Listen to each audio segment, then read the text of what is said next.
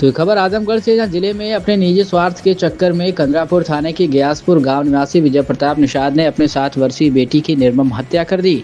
इसका इल्जाम रूठकर मायके जाने वाली पत्नी और उसके भाई पर लगा दिया। बता दें कि पुलिस की जांच में रात से पर्दा उठ गया और पुलिस हत्या आरोपी विजय प्रताप निषाद सहित 3 आरोपियों को गिरफ्तार कर ली है। इसकी निशानदेही पर आला कत्ल गमछा बरामद कर लिया गया है। सभी आरोपी को जेल भिजवा दिया गया है। वह इस मामले में पुलिस अधीक्षक हेमराज मीणा के मुताबिक कंदरापुर थाना क्षेत्र के ग्यासपुर गांव निवासी विजय प्रताप निषाद ने 11 मार्च 2025 को कंदरापुर थाने पर सूचना दिया था कि मेरी बेटी प्रीति 7 वर्षीय शाम करीब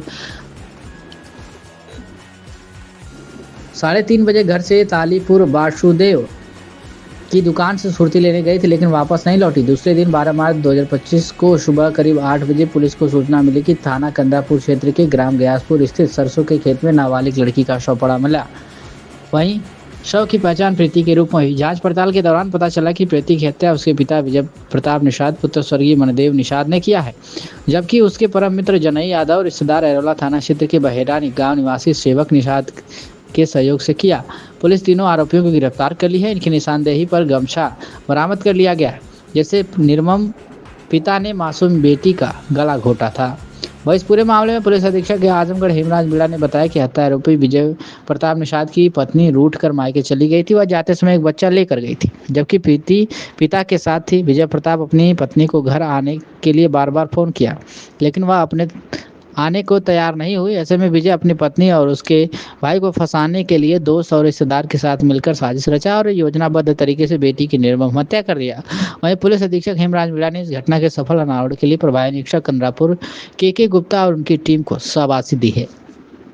ये थाना कंदरापुर में गयासपुर नाम से गांव में एक विजय प्रताप निषाद नाम के व्यक्ति के द्वारा दिनांक 11/3/2025 को सूचना दिया था कि उसकी 7 साल की एक बेटी पास में ही दुकान पे सामान लेने गई थी और उसके बाद में 3 बजे से नहीं मिली है। और इस पे थाना कंदरापुर में मुकदमा पंजीकृत किया गया था और उसके बाद में कई टीमों का गठन करके और उसकी तलाश की गई थी और आसपास के खेतों में और घरों में और जो पास में एक छोटी नदी थी वहाँ सब जगह तलाश कराया गया, लेकिन जो लड़की है वो नहीं मिली थी। और सुबह करीब 8 बजे सूचना मिली थी कि उसकी डेड बॉडी वहाँ पास में ही एक जो सरसों का खेत है उसके अंदर पड़ी हुई है।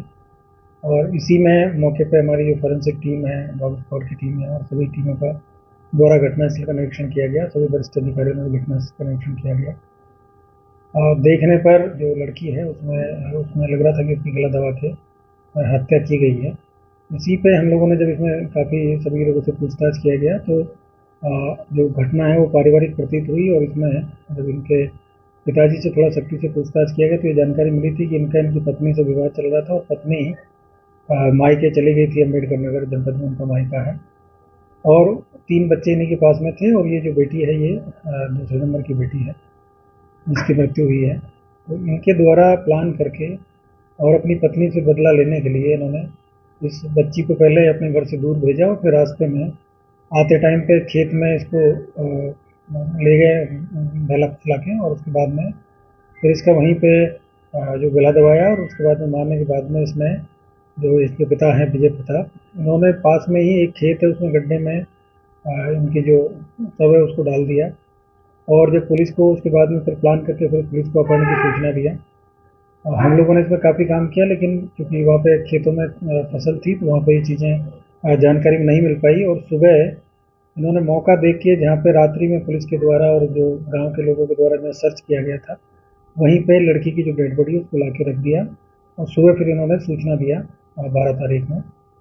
तो इस तरीके से पूरी प्लानिंग से इन्होंने इस घटना को अंजाम दिया और अपनी जो बेटी है उसका इन्होंने उसको मर्डर किया है। और साथ में इनके 2 लोग थे, इनकी एक बहनोई है, उनको भी इस चीज़ की जानकारी थी और इनका एक दोस्त है उसको भी इनकी जानकारी थी, जिसमें एक जनई यादव है जो कि इनके गांव के रहने वाले हैं, वो इनके दोस्त हैं और दूसरे सेवक निषाद है जो कि इनके सगे बहनोई हैं और वो भी इस घटना में शामिल रहे। तो तीनों लोगों को इनमें कल गिरफ्तार कर लिया गया है और इनको गिरफ्तार करके जेल भेजा गया है। दुर्घटना में 3 लोग शामिल।